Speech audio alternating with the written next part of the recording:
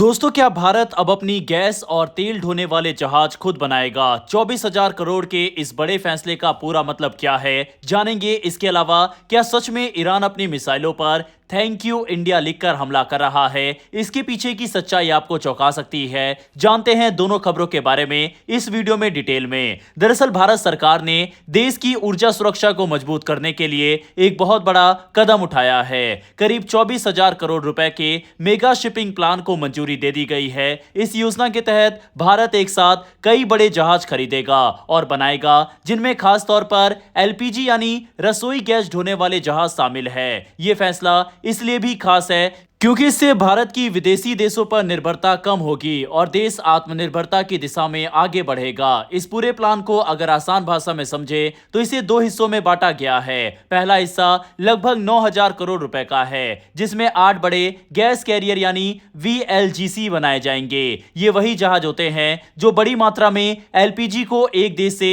दूसरे देश तक पहुंचाते हैं। इनमें से सबसे खास बात यह है कि पहली बार भारत अपने ही देश में ऐसे बड़े गैस जहाज बनाएगा। 8 में से 6 जहाज भारत की शिपयार्ड्स में बनाए जाएंगे, जबकि 2 जहाज विदेश में बनेंगे। अब सवाल आता है कि भारत खुद ही सब कुछ क्यों नहीं बना रहा? दरअसल अभी तक भारत ने इस तरह की वीएलजीसी जहाज कभी नहीं बनाए हैं। इसीलिए भारत की कंपनियां विदेशी कंपनियों के साथ मिलकर काम करेंगी ताकि उन्हें नई तकनीक और अनुभव मिल सके। कोचिन शिपयार्ड, एल&टी और स्वाम डिफेंस जैसी भारतीय कंपनियां कोरिया की बड़ी शिप बिल्डिंग कंपनियों के साथ मिलकर इस प्रोजेक्ट में हिस्सा ले रही है। इन वीएलजीसी जहाजों की क्षमता काफी बड़ी होती है।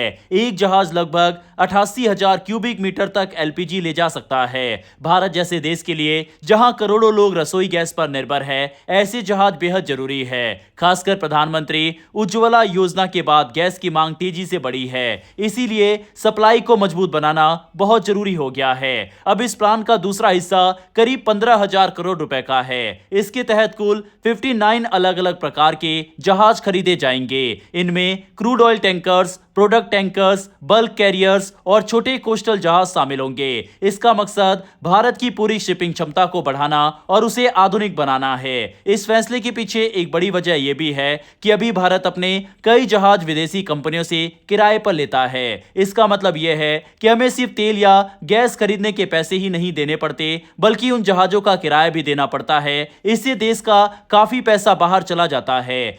लेकिन अगर वही जहाज भारत के अपने होंगे तो ये खर्च काफी हद तक बचाया जा सकेगा। इसके अलावा इस कदम से भारत को विदेशी मुद्रा यानी फॉरेक्स की भी बचत होगी। साथ ही जब दुनिया में कोई संकट आता है, जैसे युद्ध या सप्लाई चेन में रुकावट, तो अपने जहाज होने से भारत को ज्यादा नियंत्रण मिलेगा और सप्लाई प्रभावित नहीं होगी। ये पूरा कदम भारत सरकार के बड़े मैरीटाइम प्लान का हिस्सा है, जिसे 2025 में मंजूरी दे दी गई थी। करीब 69,000 करोड़ रुपए के इस मास्टर प्लान का उद्देश्य भारत के शिपिंग और समुद्री इंफ्रास्ट्रक्चर को मजबूत करना है। इसी के तहत अब ये नए प्रोजेक्ट जमीन पर उतरने लगे हैं। चलिए अब बात करते हैं दूसरी खबर की। हाल ही में सोशल मीडिया और कई रिपोर्ट्स में एक अजीब और चौंकाने वाली बात सामने आई है। दावा किया जा रहा है कि ईरान जब इजरायल और उसके सहयोगी देशों पर मिसाइल हमले कर रहा है तो कुछ मिसाइलों पर थैंक यू इंडिया जैसे मैसेज लिखे जा रहे हैं। सिर्फ भारत ही नहीं बल्कि जर्मनी, स्पेन और पाकिस्तान जैसे देशों का नाम भी इन मिसाइलों पर देखा गया है। अब सवाल यह है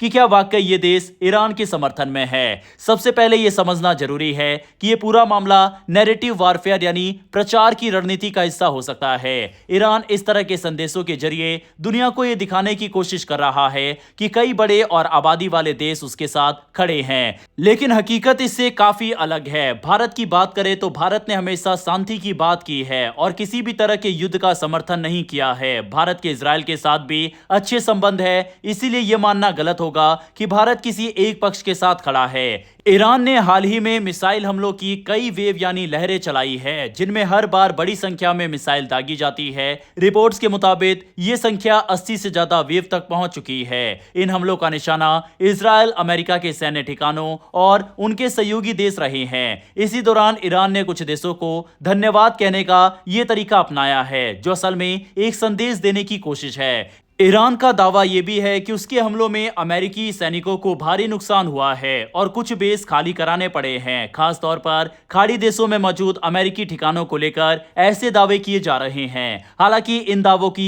स्वतंत्र पुष्टि करना मुश्किल है। दूसरी तरफ यह भी सच है कि इस पूरे संघर्ष का सबसे ज्यादा असर आम लोगों पर पड़ रहा है, खासकर ईरान के नागरिकों पर, जहां आर्थिक और बुनियादी ढांचे को भारी नुकसान हो रहा है। भारत का नाम इसलिए भी जोड़ा जा रहा है क्योंकि भारत ने कुछ मानवीय कदम उठाए और संतुलित रुख अपनाया, लेकिन फिर भी ईरान की हरकत नैरेटिव सेट करने की कोशिश है। और यहां पर हर भारतीय ये बात भली भांति जानता है कि भारत का इजरायल एक मजबूत मित्र देश है, आज भी है और आगे भी रहेगा। इस विषय पर आपकी क्या राय है, कमेंट बॉक्स में लिखकर बताइएगा। क्या ये सही है या नहीं? बहरहाल इससे जुड़ी कोई भी अपडेटेड खबर सामने आती है तो हम वीडियो लेकर हाजिर हो जाएंगे। इसी तरह की डेली वीडियो के लिए नीचे दिए गए सब्सक्राइब बटन को प्रेस कर बेल आइकन को जरूर दबा लें। फिर मिलेंगे ऐसी एक नई वीडियो के साथ। धन्यवाद। जय हिंद, जय भारत।